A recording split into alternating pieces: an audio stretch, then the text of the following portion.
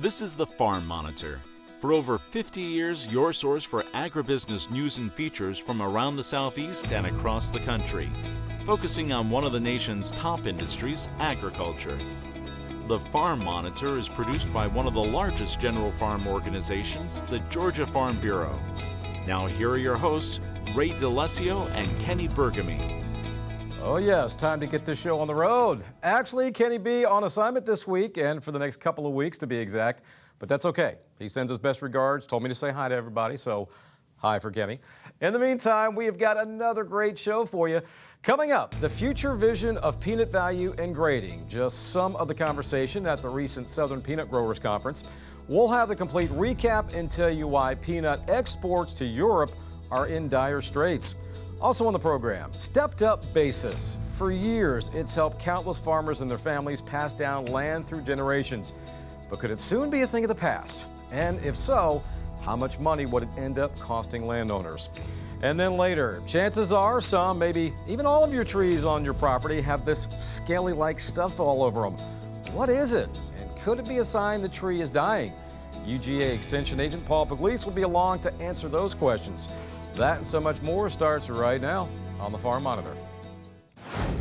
Well, it's been said over and over that family and farming go hand in hand. In fact, here in the U.S., 96% of the farms are owned and operated by families. That number, however, could drop now that Congress has proposed changes in the tax code that could make it a thing of the past. The Monitor's John Holcomb sat down with Georgia Farm Bureau National Policy Counsel Trip Cofield about these proposals and why farmers should step up their game. Farming is a family affair, and in most cases, farms have been passed down from generation to generation, each new generation taking over for the previous one. However, that could soon change thanks to new tax proposals in Washington, D.C., in which lawmakers are considering tax hikes and eliminating or changing something called stepped-up basis, a provision that is beneficial to farmers and farm families here in Georgia and across the nation. Stepped-up basis is an important piece of tax policy, both for farmers and just the general public writ large. I guess it's a provision that allows land transfers over time, or I guess the accrued value in land to be transferred over time from parents to children or potentially grandchildren without any tax consequences on that transfer. Right now, there's some proposals in Washington, D.C. to either modify that or eliminate it outright. And if that happens, it could be very, very damaging for family farms. As an example, let's say someone paid $100 per acre for land back in the 1800s. Over time, that land value has increased, let's say to $10,000 per acre in 2021. If stepped-up basis is eliminated or changed, when the landowner goes to pass it along to his children, they will have to pay the difference between $100 and $10,000 per acre up front for it, and that happens as soon as the person passes away. Whomever owns that land today, when they die, the IRS will give a date of death valuation. What's that property worth today? And that's when this would trigger, right? If under current law, there's no tax consequences right now. If this is eliminated or modified in certain ways on the date of death, the IRS would look to that valuation. And then again, if it's eliminated, if it's modified, whatever that is, the beneficiaries, meaning the children and potentially grandchildren, would have immediate tax consequences. Taxed at a capital gains rate, which is also proposed to double or more than double under some proposals in Washington. Long story short, if this proposal ends up passing the House, Senate, and signed by the President, and therefore ultimately becoming law, it could be very troublesome for Georgia farmers and ultimately Georgia agriculture. I think it can be very, very harmful, especially for those multi-generational farms, folks who've owned land for a long time, passing that on. Certainly if they're not cash rich on those farms, then you are looking at a situation where you're having to sell off equipment, you're having to sell off land or refinance land, find some way to get cash out of that and your equity out of that just to pay a tax bill and another tax bill. You're already paying taxes on a number of different ways for a number of different reasons.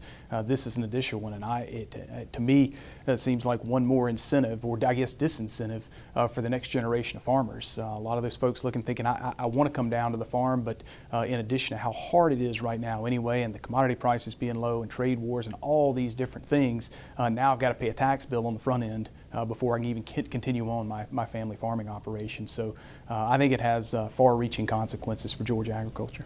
Reporting in Macon for the Farm Monitor, I'm John Holcomb. Leaving the land in better shape than we found it, a common refrain amongst those in the agricultural community. And for the past 15 years, Mobley Plant Farm in Decula has taken that to heart with a biodegradable plant sleeve that is beneficial to not just the environment, but to the landscaper as well. Damon Jones with the story from Gwinnett County.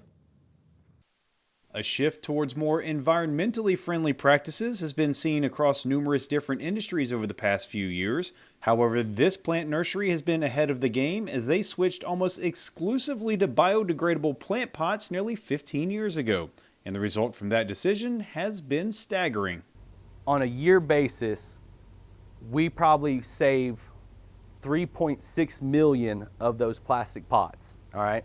So our trays are recyclable, the web trays are recyclable, but those plastic pots, nobody's recycling those. It's just not effective to recycle them. So when you're talking 3.6 million of those pots, average weight, the way it works out, you're talking like 111,000 pounds of plastic that you're throwing into the landfill, which if you think about it, is the equivalent of like a tank, a military tank. And those benefits don't just stop with the environment, as these breathable pots also promote plant health by allowing the root system to grow in a natural way. Instead of growing in circles around the pot, they are allowed to grow outwards, which makes it much more adaptable to the ground. The roots are going to come out of the side of the paper. And then once the root comes out of the side of the paper, it just kind of stops, kind of hangs out there, you know, because it's got nowhere really to go. So it's naturally air pruning the roots because there's nothing there for them. But once you put them in the soil, they're going to root out faster because that root all of a sudden is like, hey, there's more space for me to grow my roots, and it's going to go. Unlike the plastic pots, roots are not able to grow and take hold into the side and bottom, making it much easier to pop them out and get them into the ground. And this ease of use saves the landscaper plenty of both time and money. Being able to just take that biodegradable pot and slam it into the ground, plant it, and you're done, versus the plastic pot, you're sitting there trying to finagle it out. You might lose half the dirt depending on how well it's rooted. With that paper sleeve around it, it's going to contain it. It's there. The ease of planting it, we've had landscapers tell us that they get it done like 40% faster. Despite all the benefits this system provides, it is still not widely used in nurseries around the country, as this is the only machine of its type in the entire state. However, despite being in the minority, Mobley says he has no regret switching over to this system. I get out there and plant some of this stuff sometimes, and you know, I know how much easier it is to plant, how much nicer it is, and you know, how much better of a plant you get because of the fact that it will root out faster in the ground.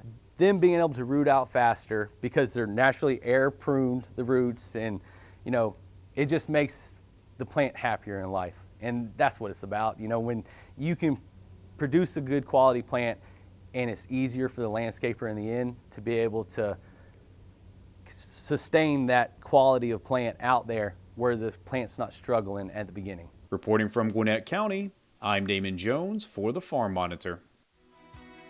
Peanuts and politics, the two go hand in hand, don't they? After the break, a short trip back in time to Panama City Beach for the return of the Southern Peanut Growers Conference.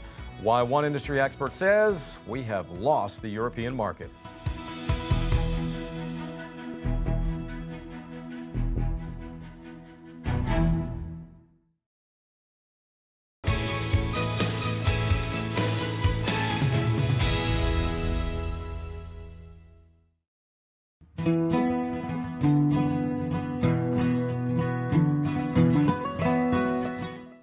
I'm Austin Sutton. I'm from Irwinville, Georgia. My family has a small cattle and row crop operation there in Irwinville. I've been growing peanuts and been around peanuts all my life. This year will be my 8th crop of peanuts on my own. I became more involved after I graduated from Georgia and moved back home.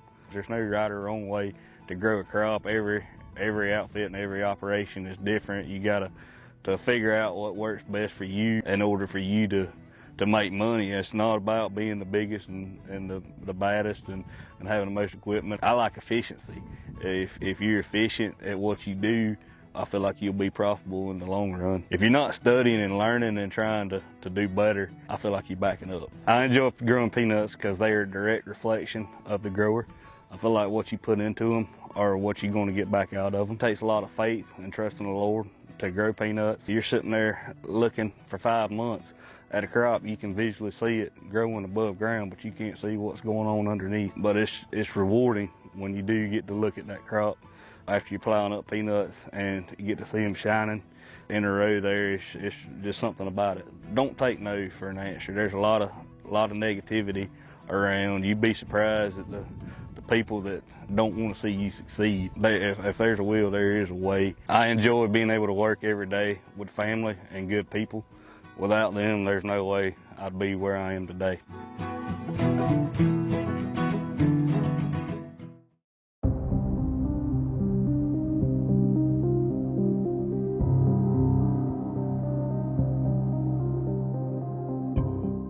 In July 2019, peanut growers from Georgia, Florida, Alabama, and Mississippi gathered in Panama City Beach, Florida for the annual Southern Peanut Growers Conference.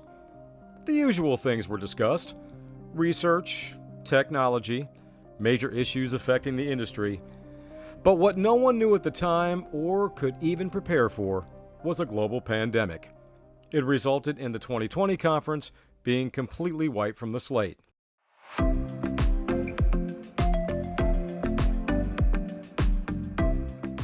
Fast forward to 2021, and peanut growers have emerged.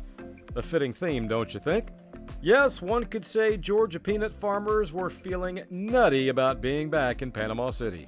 It's good to be back at the peanut conference and being out among our fellow peanut farmers and visit with them, catch up with what's happened to them over the last 18 months or so.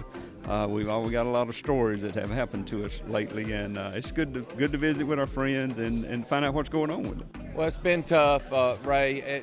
I'm so tired of doing Zoom calls, and I was telling somebody, I said, I never use all my internet up on my phone, I said my computer, but every month I max it out, and it's mainly Zoom calls and stuff. So it's great to be back together, sharing ideas and keeping up with what's going on in the ag community. It's just great to be out again, and Panama City is a great place to be. I'm excited to get to see my farmer friends that we haven't seen in 24 months.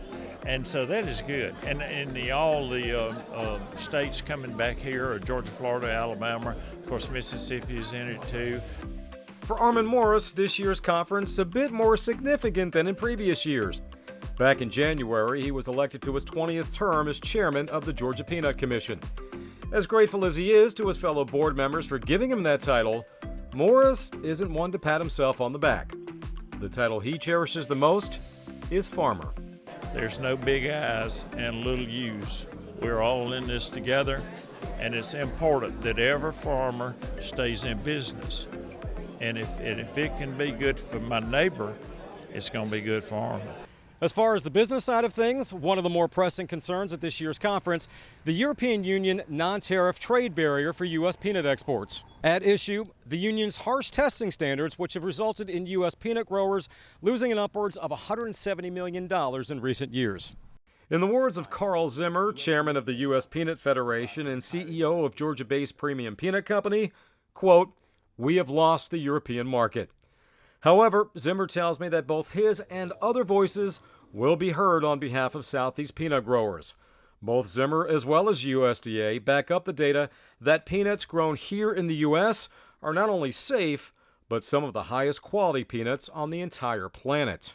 We have extremely stringent testing at every step in the supply chain to make sure our product is high quality and safe. And it's not even, we do it ourselves as part of the industry, but USDA does it independently as well. There's multiple steps of testing, and the Europeans just want to do their own things at times. Chairman Sanford Bishop of Georgia, chairman of AgriPropes, has put a significant amount of money, $1.5 million last year, and in the subcommittee committee mark this year, $3 million for aflatoxin research. So our key senators and congressmen are working to peanut state folks to get this done. We have the safest peanuts in the world, yet we're expected to meet a higher standard. We're expected to meet a higher standard than other commodities that would be in our class for the EU. It makes no sense whatsoever. USDA, AMS, they test our peanuts here. we pass, they get to Europe, their standards with travel time and exposure in many cases, they fail. A shame, really, for European consumers, because word on the street is that this year's crop is shaping up to be really, really good, especially for Georgia peanut producers. I'm encouraged right now with what the peanut crop looks like in my area. There's some areas that's a little bit on the wet side, but if the wet areas get a little too wet, the good areas should be able to make a good crop this year. And hey, with prices improved over what they have been, it is a good year to have a good crop.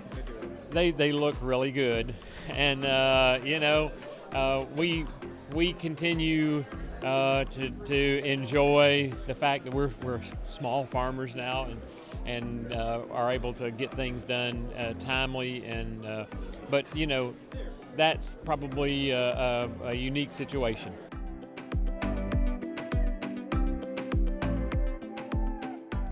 Such a great time. Great to see a lot of Georgia producers there as well. And don't forget, if you missed any part of the story or others on today's program, you can still see them in their entirety at our YouTube channel, The Farm Monitor. Plenty of content and a variety of subjects to choose from. Best of all, the archive goes all the way back to 2009. And while you're there, keep clicking like the Farm Monitor Facebook page. Also, if you have a story idea or if you just want to leave us a comment or suggestion, send us a message either on Facebook or at the address on your screen. That is news@farm-monitor.com. Up next, have you ever heard of tree lichen? If not, you're about to. Extension Corner with Paul Pugliese when the Farm Monitor continues.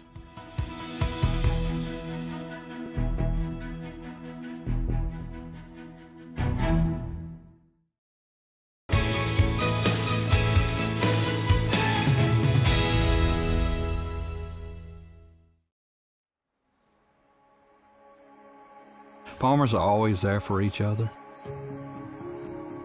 We shed tears together, we celebrate together, but we also grow together.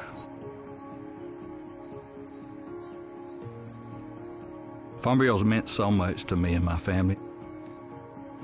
My dad encouraged me early on when I was a young farmer, complaining about problems on the farm. He said, son, if you want to make a difference in that area, you got to get outside your fence rows. So he took me to a Farm Bureau meeting, and I became part of the Young Farmer program. It taught me leadership development. It taught me how to speak up and be heard, and that's what we do best at Farm Bureau. Farm Bureau is the largest general farm organization in the country. We're made up of 50 state farm bureaus in Puerto Rico. And in those states, we have the most powerful part of our organization, and that's the grassroots, the farmers and ranchers that actually produce the food and fiber for this country. Almost 6 million members strong. So they're our great partners, and they're the ones that develop our policy. Our policy sprouts up out of the county farm bureaus where our power and strength is, and comes through the process that gives us a roadmap for each year that we work for them in Washington, D.C., at our state capitals, and even at local governments. Yeah, there's something really special about the bond between Farm Bureau members. You know, I've been part of a lot of organizations in my lifetime, but no organization has the same family feel that Farm Bureau does. Farmers are always there for each other, whether it be cleaning up after a storm or whether it's delivering hay to a drought-stricken area. It truly is a family. I just lost my loving wife. And the outpouring of love from this country and the farmers and ranchers was overwhelming to me and my family. Never will forget that. And that's what we do at the county level, state level. We come to the rescue of our neighbors and our friends and family, especially in agriculture. We are a powerful voice for the American farmer, and we do it every day while they're out back on their farms working. We have the farmers back. If you're a farmer and you're not a member, we would welcome you into our Farm Bureau family. And if you want to know more about agriculture, come be part of this great family. I think you'll enjoy learning what our farmers and ranchers do for you and your families each and every day.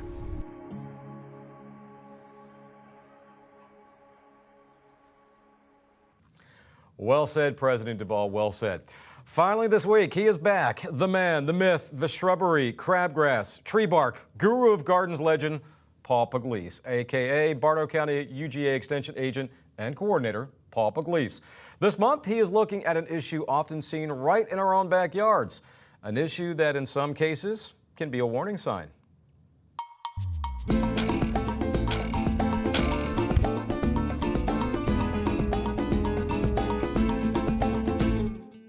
Hi, I'm Paul Pugliese with the University of Georgia Cooperative Extension. Today we're going to talk about trees and why they die. You know, that's a common question we get at the local county extension office. And a lot of times people will look at a tree and they'll see something like this stuff growing all over the bark, and they'll blame that on why their tree is dying. And so what we're looking at here today are actually called lichens. Lichens are very common on trees that are old or sometimes dying in some cases. You can see on these branches a lot of lichens. They come in different shapes and patterns, sometimes in different colors, and it's something that is one of the more obvious things that you'll find on an old tree or a tree that's dying.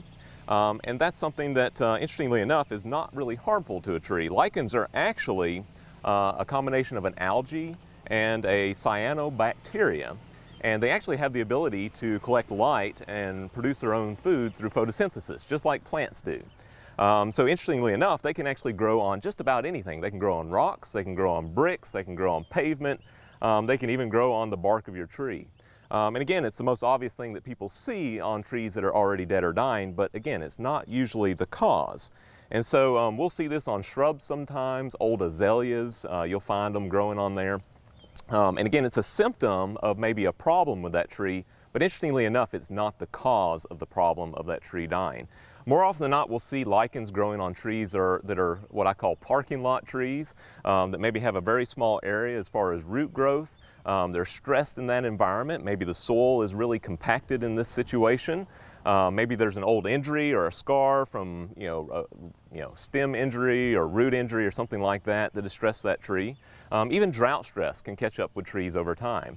And so more often than not, that's the underlying reason why that tree is dying.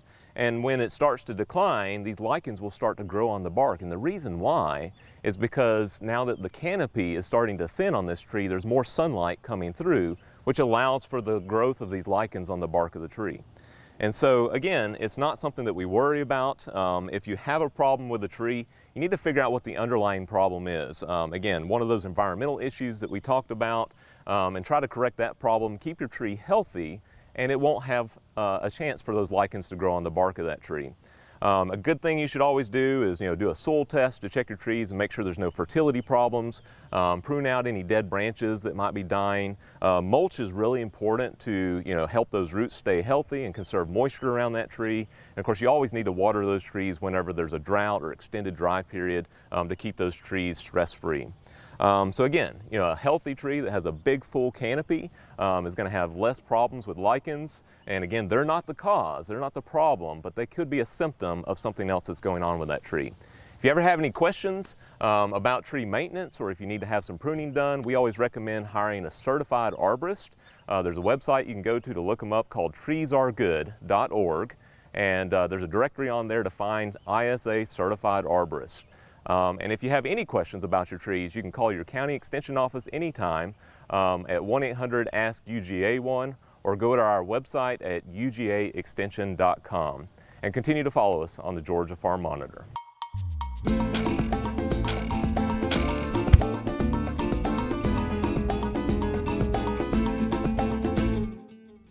Unfortunately, we are up against the clock, but before we send you on your way, a friendly reminder that for all the latest ag news regarding food, incredible recipes, and what's happening on Georgia farms, be sure you check out all of our social media platforms, including farm-monitor.com. You'll stay informed and see what's up in the world of agriculture and with us here at the show. Take care, everybody. We'll see you next time right here on the Farm Monitor. Have a great week.